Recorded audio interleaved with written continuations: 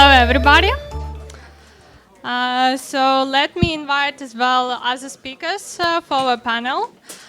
First is Adriana HOPPENBROUWER-PEREIRA, who is the co-founder of The Fabricant.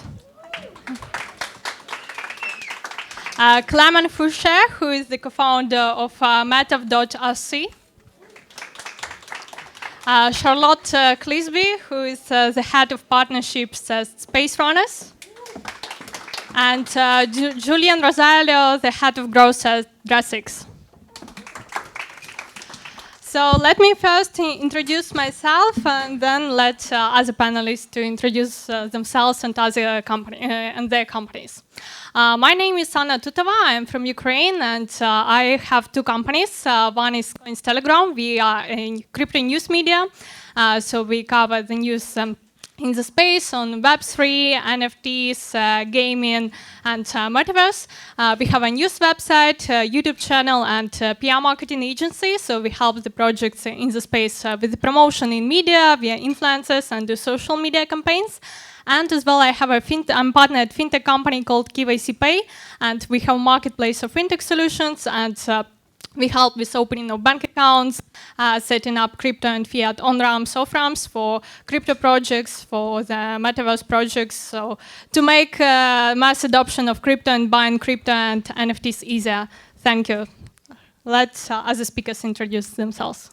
Good afternoon, I'm Adriana. I'm a co-founder of The Fabricant, and The Fabricant is a digital fashion house. And it was really interesting to listen to the previous panel about how we can create new economical models, and that's one of the things we're proud of. We are really leading a new fashion industry that is done in a decentralized way, where we can actually split the royalties and I would say the profits to the creators involved in the process. Hello, I'm Clément. I come from France. I guess you can hear it. We are based just here at Station F. I'm the co-founder of Metaverse, which is a white label solution for brands to create 3D NFTs with cross-metaverse integrations. And we also provide tools to sell these NFTs directly on the e-commerce website, or to create landing pages in no-code. Hi, I'm Charlotte. I head up partnerships for Space Runners. I'm the token British person on the panel. So Space Runners is a fashion dedicated metaverse. That's what we pride ourselves on. We, created our platform to really bridge the gap between fashion brands and the Web3 space. Excited to talk to you all today. Hi, everybody. My name is Julien. I'm the head of growth at DressX. And what we do at DressX is putting all of our efforts and focus on giving utilities to digital wearables. And by that, we created something that we call the Meta Closet that enabled brands and creators to distribute their digital wearables across multiple verses, multiple virtual environments. Whether you go into a gaming platform, a metaverse, decentralized metaverse, your social media, or even your Zoom and Skype video calls, you should be able to wear your digital fashion the same way you wear it in real life, and this is what we provide. Thank you. So our today's topic is expressing yourself through digital fashion, and we see the digital fashion rapidly growing. Even one of the most expensive NFT land sales in Decentraland was on Fashion Street. It was sold for $2.43 million, and it was bought exactly to conduct different fashion shows. And we see different luxury brands and retail brands getting into NFTs and Metaverse. We see even different digital fashion shows being held. Brands like Gucci bought as well land in Sandbox, Balmain, Balenciaga, Louis Vuitton, all getting into Metaverse and NFTs. And as well, probably the biggest and prevalent use of digital fashion is in gaming, and we see gamers just spending billions of dollars every year to outfit their avatars. So my first question, what are other use cases for the digital fashion, and where can you wear these digital clothes or shoes or accessories? Adriana, who would like to start? Should I start? Yeah, Okay. let's start with Julien. Yes, thank you. Yeah, good question about utilities. So, of course, gaming is one of the first utility because it's something we've been educated to use for a very long time already. But there are metaverses, so you can wear digital fashion in metaverses in decentralized environments, which is a very similar user journey and use case than traditional gaming and Web2 platforms. But there is way more than that. You can wear your digital wearables in augmented reality using mobile applications and use that content for your social media identity. You can wear them in video calls. You can wear them on like editorial photograph content. So anywhere you go that has a digital interaction with your virtual self is a use case for digital fashion. So there's not only gaming, there's way more than that. Yeah, I can do my take. I hate the word utility, especially in the context of fashion and in the context of NFTs in general. I think instead of utility, I like to talk about what's the value of owning something that is purely digital, right? And in the context of fashion is identity. We all dress differently because we want to portray different identities. In the current context, we are physical, but imagine that we are meeting digitally. How we're going to express our identity is what fashion is all about. So fashion in the metaverse is any encounter, any social encounter that you have where your identity plays a role. And it's going to evolve. Right now, we have AR filters, is probably the one that merged the Web 2 and Web 3 more. We have what DressX is doing, what we are doing, integrating with different existing platforms like Sandbox, Decentraland. This is just the beginning. But even the fact that you own something and you belong to a certain group, to a certain tribe, that's what brands are about, right? Somebody is carrying a Gucci bag and that tells something about it. If somebody bought an ape and has a PFP, that's for me fashion. It's your identity. As of suddenly the ape and owning that, being part of the community is part of your identity.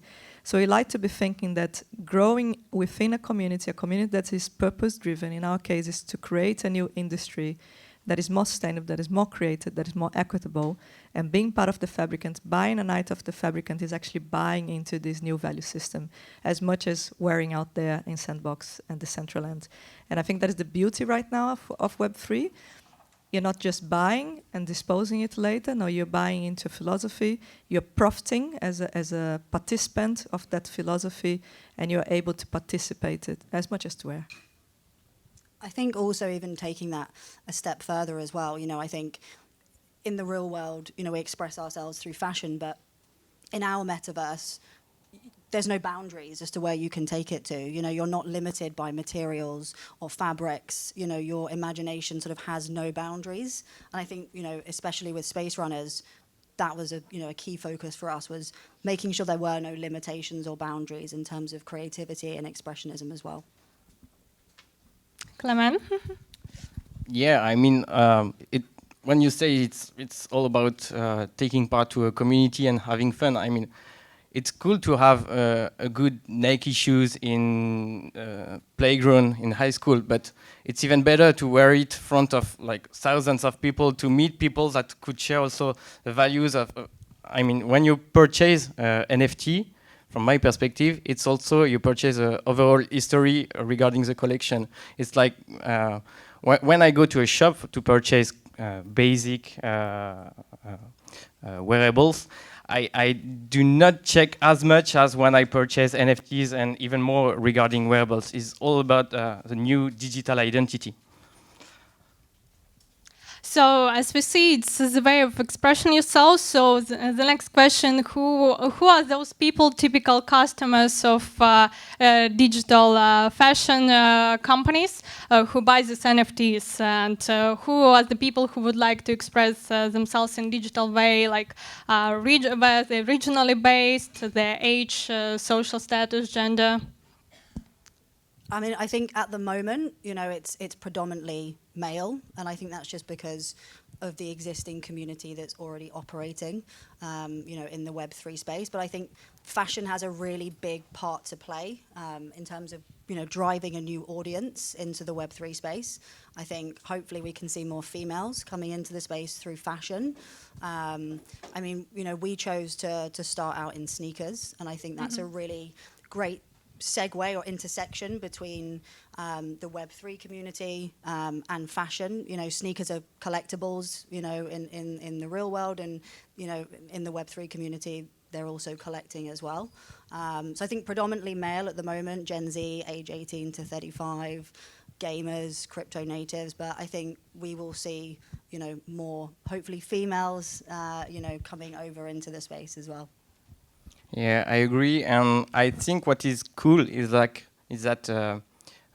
classic brands or luxury brands can go on a kind of street luxe positioning on these environments to reach Gen Z with the new crypto natives, and to have kind of different positioning in Web3 than in the classic wearables. And we see that some brands are trying things and are using Web3 codes, and this is what is working from my perspective. Yeah, and it's hard to say what's the demographic. I think it's, I don't know. There are so many people that's anonymous as well. The richness of dating Web3 is super rich and not at the same time. But I can talk about our community and remind ourselves also that we're talking about 2 million people worldwide that have an NFT in their wallet, right? Somewhere to I don't know, maybe the last stat is 10.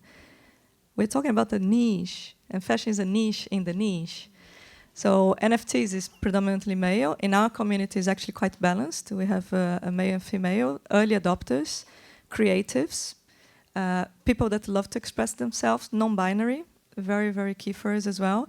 And if anything, I agree, like we're determined to make a big push for women and use fashion as a way for women to feel comfortable coming into this space. Because if we want to create a Web3 that is truly, truly decentralized and equitable, that creates new economical models, we can't only have white male millennials. Because that's what it is right now. So we are making a huge push, and if anything, we did a collaboration that is coming to its minting next week with World of Women because of that. And we actually brought fashion and women together and invited a lot of the female community in Web3 to participate, to elevate the voice, to have more women in this space. And again, I'll repeat myself, but I think fashion is a great segue to bring more diversity. Thank you. Yeah, I mean, I spend a lot of time analyzing our consumers, so I can have maybe a broader answer to that. Actually, we see actually a very balanced consumer profile into our community. We have a 55% female and 45% male. Maybe because our branding and company like branding and positioning is very female oriented from the beginning. And then we have different profile based on the utility. So our NFT consumers are obviously crypto native, more advanced in age, and also with a higher purchasing power. Like we just released an NFT 2 days ago with Jason Hu, which is a bridal dress that he made for Michelle Obama during the inauguration of Barack Obama. During the presidential, and this dress is a $10,000 NFT, so of course not a Gen Z average person is going to purchase that. It's for a high-profile fashion enthusiast collector who's going to get that NFT. And for the AR utility, we have mostly Gen Z fashion enthusiast, content creator, like this Gen Z profile that just want to be very unique in their content and create some original content. And then for the e-commerce, photo editorial products, we have more like larger audience with content creators, fashion influencers, and very curious minds as well. And I guess that when Instagram will open the fact of displaying NFTs and such social media that are also mainly used in terms of content sharing by women, it will also open these NFTs to more women. Actually, that's quite interesting observation that still most of the consumers of digital fashion NFTs are men, because the majority of consumers of online shopping just on the web are women and not men. So it will be interesting to see the growth of women in this space. And regarding the geography, as Adriana mentioned, it's hard to say because everything is decentralized and a lot of people are anonymous. But still, I see the much bigger trend in digital fashion and generally probably in gaming. I am buying gaming items in the US. And the next question is, why do people at all buy digital wearables, and why are people ready to pay much more than for physical items? Well, I guess the first answer is the reach. I mean, you can display it anywhere you want. Then so the first answer would be the reach, about displaying all over the communities, all over the people that you would know. And the second one is the fact of belonging and the fact that it's new social markers that you could express more broadly than getting a physical asset. Thank you, Adriana. It's not true. If you look at we know the case of the millions, but if you look at the average NFT price, it has dropped tremendously. And it has nothing to do with the bear market only. It has to do with supply and demand. In the beginning of the movement, NFTs were selling really high because the supply was limited and the demand was high from the early tech adopters. Right now that there is much more people migrating and that there is many more artists providing their own craft, actually the average price dropped significantly to the fact that many artists are not making a living and not even selling the NFTs, which is, you know, the way things go. I think if anything, it is a good thing. If anything, it's a good thing that we have something that is more accessible, that more people can participate. And the high value, the high priced items have a reason to have more than just, you know, they were the first. And that reason comes again, which is beyond just a PFP. You're being part of a community. You have maybe events associated to that. You're part of a decision power for DAO. You have people in that network that you want to build together.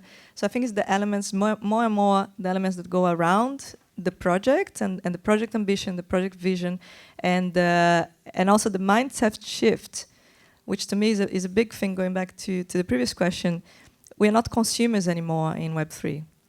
We are participants, we are co-creators, we're shareholders. And that mindset shift makes, when you have a project that really embraces you as you are a participant of my project, you're not just buying something for the money grab. I think these are the ones that not only have higher value, but have longevity, right? And one of the projects that I love is the apes, and I love because they have a roadmap, because they are delivering things to the community, because they are continually pushing the boundaries of what they can offer. World of Women is another one that I love. So, and they are setting the standards. I was in New York, and I'm being a bit long because I'm big in non-consumers, but I was shocked. I saw Madonna for free. Honestly, which brand in the world is giving this to me right now, right? And I know that next year I'm going to see another artist because they keep offering me things and they keep kind of making me feel part of the enterprise rather than just be a consumer. So I think that is the big distinction of value these days. I was also in New York and I didn't hold a World of Women, so I couldn't go with her at see Madonna. But yeah, that's a very good example. That like you're not buying digital fashion just the way you buy physical fashion. Of course, you want to express yourself, identify yourself, be different, be unique, be creative. The self-expression is a very important aspect to it, but the community is way more valuable now. So what can you get out of this digital piece and this digital asset more than just, you know, the way it looks like physically, but like what access do you get from it? What community do you integrate? Who can you meet from that community? Who can you talk to? What accesses you get? This is the true value of like purchasing any digital asset, not only digital fashion, like any digital asset as an NFT. So yeah, I think that was well illustrated. Thank you. I think as well it depends sort of what brands we're talking about. So if we're looking at the luxury fashion houses and why they're releasing, you know, digital fashion and why it's working, I think the access that you get to that brand and, you know, if they're using it more as a sort of a loyalty program to reward, you know, their consumers, I think, that's a really interesting point to see how much closer and how much access you can get to those brands. And then I also think, linking, the physical to the digital as well. So if you're purchasing a digital item, is there a connection to a physical item as well? That's something that we're exploring as Space Runners at the moment is, how we can merge both of those together to offer more value.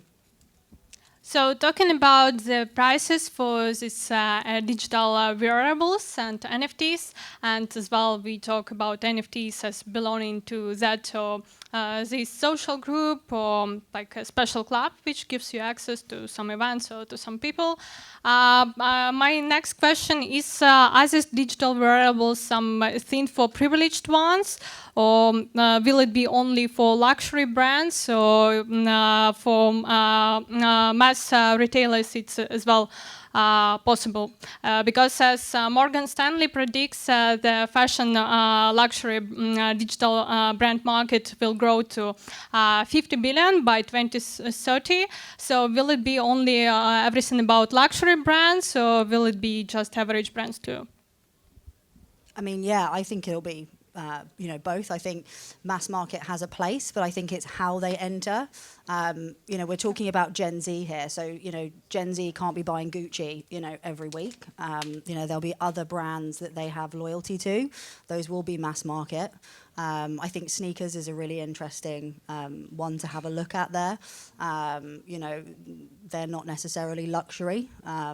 These are more mass market items. But again, I think it's more about their strategy and why that they're entering this space. And I think when it comes to mass market as well, it will be more about the sort of the utility and the rewards that they get. That will mean more to that community, especially with Gen Z. They want to be part of a community. They want to feel rewarded. So I think that's going to be really important to them. But yeah, I think mass market will have a place. I definitely agree. I mean, the NFT is just a how-to, and it's an enabler that will allow new behaviors. And brands, we are supporting a brand that is not luxury, that is adding NFTs to its loyalty program, meaning that the more NFTs you will have, the more rewards, but it's not about the rewards, it's the more importance you will be part of the community. And then for sure you will have rewards, but it's not the main purpose of doing it for the people that will be involved in the community. So it's all the fact that when you say that, when you know that NFTs can evolve based on geolocalization, based on sports results or whatever other applications, then you can imagine how disruptive it is and how it will transform lots of business, not only luxury. Thanks. And we had the chance to work with various fashion brands, from luxury houses like Fendi and Dolce & Gabbana to mass market retailers like a Bershka and H&M. And the cool things, like luxury brands are always ahead of the fashion market because they're just more innovative. So they are the early adopters in the fashion industry. So fashion, you see the Balenciaga doing things, you see Gucci doing things. They're taking risk ahead of the market, but to drive the real adoption, we're going to need more mass market retailers taking the leap.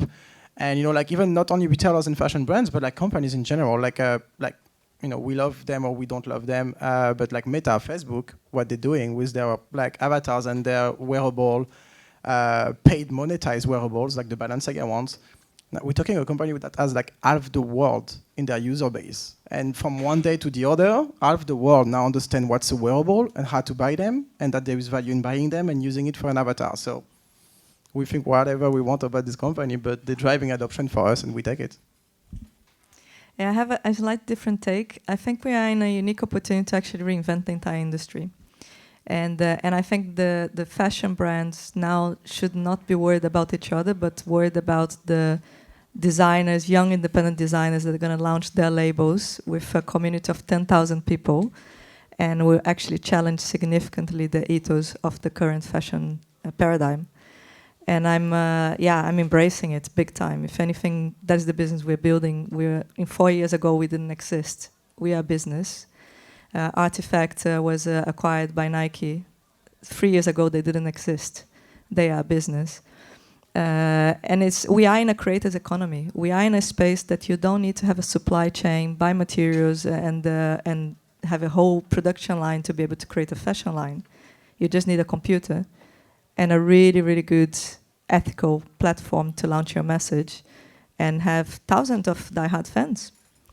And this is highly disruptive for fashion, it's highly disruptive for music, for movies, for, again, I think we're starting with the creators economy, it's going to impact many other verticals. But right now, I actually think that fashion brands, the luxury sector, the mass market, they're so behind. They're so behind in understanding it. Creating an NFT is easy. Understanding the new value model, that is the challenge. We sit every day on the table with these brands, and at the moment that we say, so we're going to split the royalties with the participants because we have a co-creation platform, and they're like, nah, what? And equally split. 80% first, 20% no. You get 50, your fan gets 50. No, sorry, not ready for that. And let's put aside all the accountants that understand blockchain accounting and the lawyers that find it very scary, right? IP. You own an ape, you have IP. You can do whatever you want with it. Which brand right now, which fashion brand will feel comfortable to give out their IP? And I think they're going to be behind until they understand the paradigm shift of we are not consuming anymore, we want to participate. And I hope that these ethos continue, you know, and of course we have Metas and we have these big brands investing, and I hope that we hold it tight and say, no, give me my share, stop monetizing on me. And that we really stand up as citizens, as participants of this movement, and say no when it's purely exploitation. That is what I hope the change will bring. Thank you. So everybody mentions that it can be like a loyalty program for the consumers of these or those brands, but that sounds like you will need that loyalty program if you buy physical items as well. And Adriana mentioned that you don't need any more like supply chain, any materials. You just need your computer to create a fashion line. So my question is whether any time digital fashion may outpace the physical fashion? Fully, anytime. Now, I think it's going to take time before we can truly have virtual identities that we're going to dress, that we're going to have virtual wardrobes. It depends on bandwidth. It depends on having Metaverse that really make us want to be there, which is not the case right now. So we think it's going to take some time, but in the next 5 years, it's going to be very disruptive. I think there will be a huge impact, and in the next 10 years, we don't know it differently. I think they have to coexist together, as opposed to one necessarily outpacing. I think, you know, as it stands, you know, right now, it depends how much a person is spending, you know, in the digital world to the physical world. And obviously that's going to grow, you know, over the next 5, 10, 20 years in terms of how much time we're spending in the digital world versus the physical. If you're spending more time in the physical world, then naturally your fashionable identity is going to be more important in that world. So I think it depends on, you know, the move into the digital space. But I think, you know, fashion is a lot about expressing yourself. The digital, you can obviously push those boundaries slightly further maybe than you can in the physical world, but I think I'm interested to see how they can coexist together and how you can maybe link the two of them together. I think there can be some great plays in terms of sustainability and using, you know, digital items, you know, and purchasing those to then lead to a physical items, to identifying trends as well that the fashion industry can, you know, take and utilize and grow, and perhaps digital can lead more on the trend side of things and, you know, help from a sustainability perspective. But yeah, I think it depends on a lot of factors at the moment, but I think they do need to coexist together.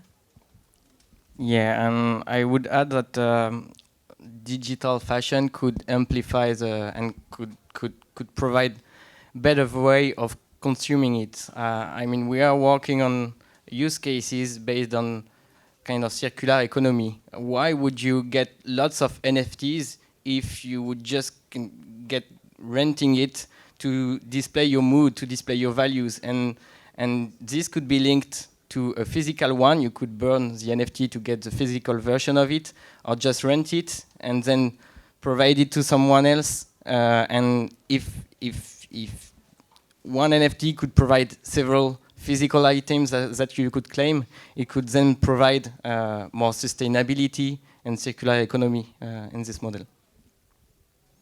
Yeah, I totally think that digital fashion is going to outpace the traditional fashion industry for simple reason. Like it's way easier to produce. Like Adriana said, you just need a computer, a powerful computer, and very good skills.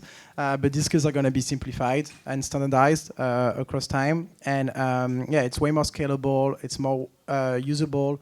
And just an example, like if you wear those jeans today for this panel, you're just wearing one outfit. You can't wear these jeans with a swimsuit, with a dress, or with something else. You're just wearing those jeans, but you can at the same time be on Instagram wearing a dress, be on Roblox wearing a shirt, be on Decentraland wearing a swimsuit, be on your social media wearing a hat, be on your Zoom call wearing earrings, right? You're wearing 10 different wearables in 10 different platforms, but in the physical you wear one item. So of course you're going to have way more virtual wearables than you have physical clothing over time. That will just drive the industry up. So yeah, it will outpace it for sure. Thank you. And as well, we have seen the trend in play to earn, move to earn, and there is as well such thing as wear to earn. So will it take place, and is it a good way to engage with the customers and to attract new customers to your brand? Let's start with Charlotte. I mean, yeah, I think so. It's something that we at Space Runners, are building into our metaverse. I interact with a lot of the fashion brands, on a daily basis, and that's something that's come up all the time. I think they see that it gives, purpose. Why are we entering the metaverse? What's the reason and the use case for our brand to be in the metaverse rather than just doing it as a marketing activity? And I think the where to earn concept is a way that they can see to engage a community that were there for gaming originally. That's the sort of the universe that they're entering. So where to earn feels like an authentic and organic way to engage that community and also make it relevant to the fashion industry. So yeah, I would say, yeah, definitely. I dislike the term play to earn. I prefer the term play and earn, or always and earn, meaning that you come first for the experience, for living something with the brand. And by the way, you can also earn something. But I mean, I think when it's too much play to earn, lots of people are just coming there to earn. And I think it's first about having fun, making it playful, and then if you could earn, that's good, but it's not the main reason for coming there. I'd love to say yes. We spoke about play to where to earn, and I think there will be so many new models that I for sure would love to have a kind of where to earn or show to earn, and. But I think the main concept, because I don't have an answer, because we're not planning it in our roadmap quite now, the main concept is how can we make people earn the fact that, how can we reward friendship, right? And the beauty of NFTs are tokens. That's what the name says, and tokens you can stake in a DeFi protocol. So you can create actually new mechanisms that go beyond just the earning the physical, which we have right now, and I think that is what's worth exploring. What is it that by being part of the community and participate, you can actually earn back, tangibly and intangibly? Since I heard Clément, I think I'm going to have to use the term wear and earn. I really like that approach.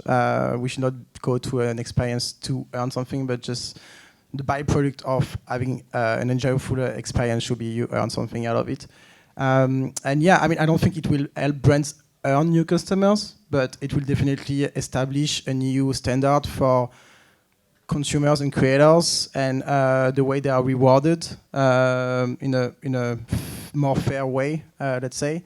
And this is not only like Web3 experiences for the wear and earn or like play and earn experiences. Of course, we like the tokenized experience where you know, you do something on a token, the more you do the things, the more you have tokens and you earn values along the way. But you can have a Web2 experience the same way. You could have a challenge for your community as a brand, you know, like we have this AR lens, you need to create content with it, so you wear it to post it with some hashtags, and then we select the winner who win the real physical product. It's a very Web2 experience, but it's a wear and earn experience as well.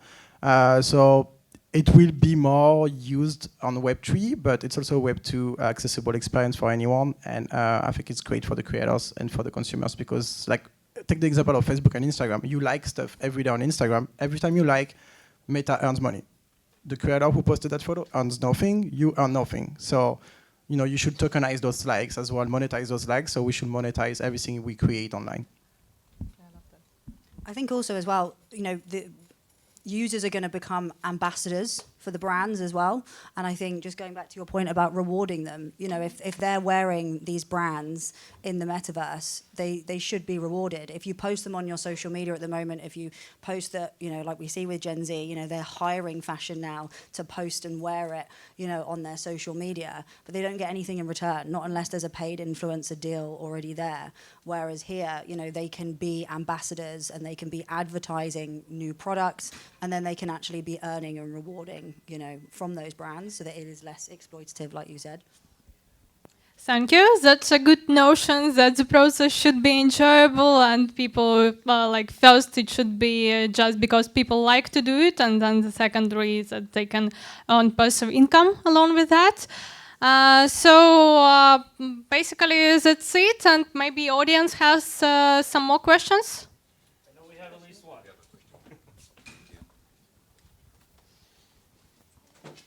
we have time for Yeah, we have 4 minutes. two, maybe Okay. questions, depending how detailed they are. Hi. Thank you guys so much for speaking. I think digital fashion really is one of the most critical parts to where we're going in the metaverse or the metaverses or however you want to define it.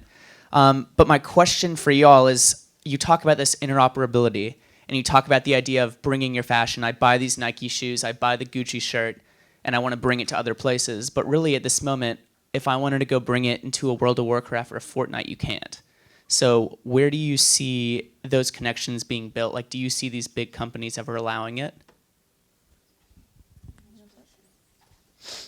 I can answer.